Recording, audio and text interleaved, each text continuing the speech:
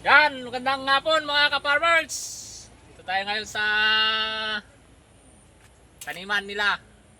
Taniman. Ni Brother Antoy.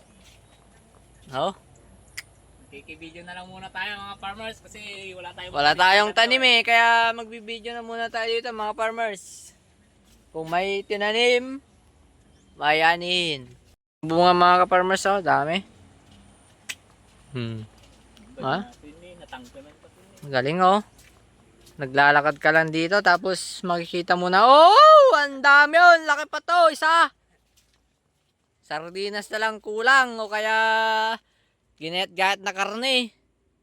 Pwede na to mga farmers. Nakukan mo pa ng miswa yan mga ka-farmers. Oh, Okay na. diba? Pwede na to, ah. Maganda to pitasin pag gabi. Pag yung mga tatakbo dito ay mauumpog yan. Oh. Hindi nyo Dito, ganda mga farmers.